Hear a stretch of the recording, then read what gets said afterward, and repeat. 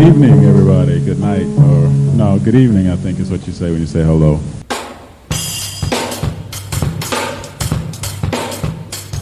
Talking Dirty with Maestro. Not just numbers, Not just stats. it's about what they mean. I'm going to send to you the information. Talking Dirty. Hello and welcome to Talkin Durty with your boy. Me. Hopefully again, I just keep saying it. Getting on to the new year the right way. Coming up this up week. And hopefully everything has been going good for you. I know the season has been amazing. Loving every single moment of it. Loving every single opportunity to watch everybody do what they do. I'm going to have the possession conversation. Because I see, unlike before, last season, there were so many games that were less than 10 points. And I always say less than 10 points is a 3-possession game. And by that, I mean 3 for one team, 3 for the other team. But also one thing that I've noticed this particular year, the surprising number of 10-point plus games and a lot of games that are on the cusp. I think right now we're almost at a 50-50 mark. And with the league, with this much parity and this much talent, that should never be the case. And I want to talk about one particular game that we watched happen this past week, and that was Heartland Zombies versus Lakeshore Drive. You see a game that was really tight to the very end with a little more than 5 minutes left to go. I think it was at a point where it was 54-51 Lakeshore Drive. And at that particular point, here's some of the things that you started to see go down. Now, let's get one thing out of the way. The scoring process in the game, whether it was due to defense, whether it was due to poor shooting, whichever combination you want to sort of put on that, they were, by my possession count, cruising at a little less than a point per possession. And that particular model is not good. It turned around in the last few minutes, particularly in trying to set up the floor. The Zombie Stars began to doing a lot of strong side passing, kind of playing a version of the 3-man game to work the ball into the paint. However, once the ball was worked in the paint, no one moved. Once the shot was missed, bad things happened. Why? Because nobody got back. In that particular case, Lakeshore Drive, and this is going at the 4:30 something mark, Lakeshore Drive then took the ball and just basically ran straight up the court. No resistance, right to the rim. Good bucket. Heartland comes back. They try the same offensive set. There's a good move into the paint. However, what Heartland did, though, even though they got 2 points out of the deal, the offense relaxed into the transition. And again, yes, the other team scored points, but there was nobody moving on the shot. Now, what was good is they were able to slow down Lakeshore Drive enough.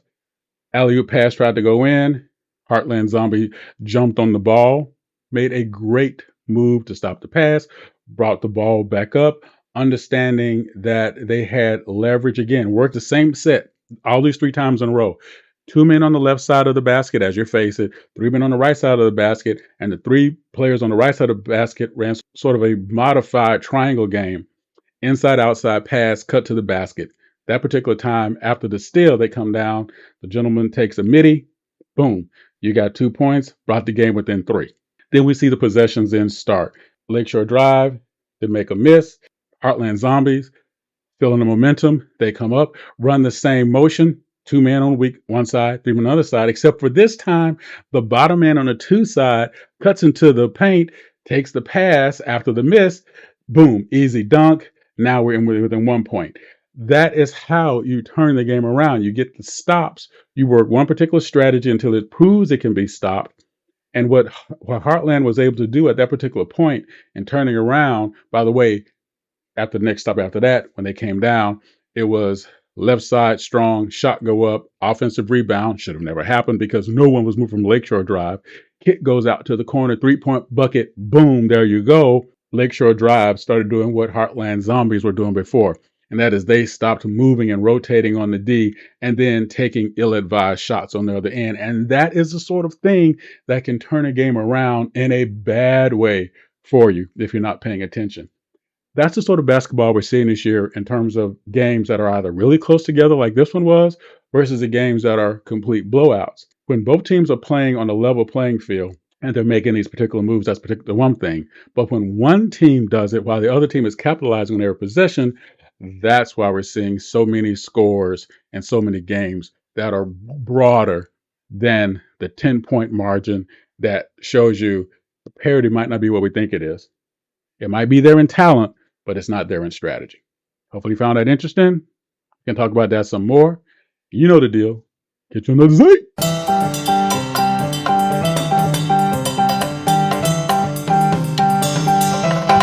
Thank you for listening to the Maestro. Want to get involved? Bring it. Drop in discord.gg/SimWorld Hoops. If you have the brain, join as a coach.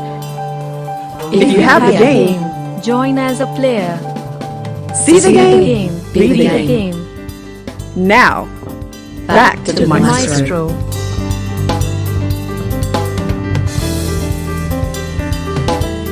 Sorry. We'll be right back.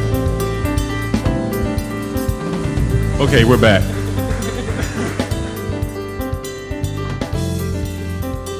And welcome to this half of Talking Dirty with your boy. Yeah, it's your boy. So let's talk about that moving into leverage and what that really means. If I'm bringing the ball up the floor, and I've talked about this before, because so many of you have heard my 7-second rule. If you're bringing the ball up and you're trying to set up your man that's defending you to make a move, and it's going to take you more than 7 seconds, that means you never had any leverage. B, you probably should have passed off and reset yourself. However, what does it ultimately mean to make that happen? So here's a drill you can work on to build up offensive leverage to your move. You learn the very basic of a crossover flash step. And what does that mean? I'm bringing the ball up. You're face up with me. I see you totally square. Okay, fine. I wait for that to happen. I then go to the left, see how you move. Go to the right, see how you move. And in checking those moves, I look at how you shift your feet. If I see you favor one side versus the other, then I'm going to put you hopefully on the side that you don't and cannot favor. And by that, I mean this. If I see that when I go to my left, you make a smooth step and then I flash right and you stutter step there, I might want to push you there. I don't do it every time. Sometimes I might make that decisive move left and make that step, shoot to see how you come at me. Other times I might make that move left, flash right, come back left, flash right again. My key here is to get you to turn your back, or at least turn your side to me, which is like turning your back. As soon as I can see the side of stripes of your uniform, I run to wherever your side your butt's on. I want to run against your weight. So if I do that left, right, and I see the stripe of your shorts, I then make a step not laterally, but a 45-degree angle to your back pocket. In other words, I'm taking that step where my foot is almost even with yours against your back pocket, because now you'd have to either completely pirouette around, which means I've already got 2 steps past you, or you're going to have to try to come back the other way, which means you might end up fouling me if I don't get past you all the way. And that's how you make that work if you're trying to get your move. So again, what am I doing? I see which way my defender moves. I then run to their back pocket. And that's one way you can create leverage quickly. Also, recognize if they give you that from the start. For instance, if they think you favor your right. By the way, at this level, if you only dribble with one hand, we have to have another conversation. But if they see trying to push you to your right, what I might do is go along with it for a couple of dribbles. And when I do my crossover at their back foot. In other words, that's where I'm pushing the ball to by their back foot. And when I take it, my right foot is now over their back foot as I now move to the paint, move to the rim, move to take a midi, whatever I decide to do. And that's how you use that leverage on your side. Hopefully, it gives you a little bit of help and something to think about as you try to work on your move, as you try to develop your game to see how you can push yourself further. Yeah, it's your boy. Let me know any other if this helps you. Let me know. If it doesn't help you or you're not sure about it, yell at your boy. Let me get it right for you. And as always, what I try to tell everybody, even though they don't listen, never let Jason Bourne borrow your car. Like I need to talk to somebody.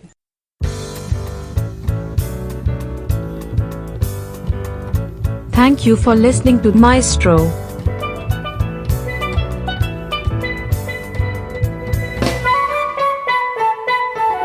Thank you again for checking out Maestro.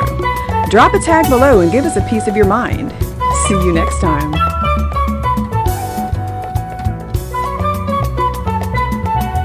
Well, thank you for your time. Have a wonderful day.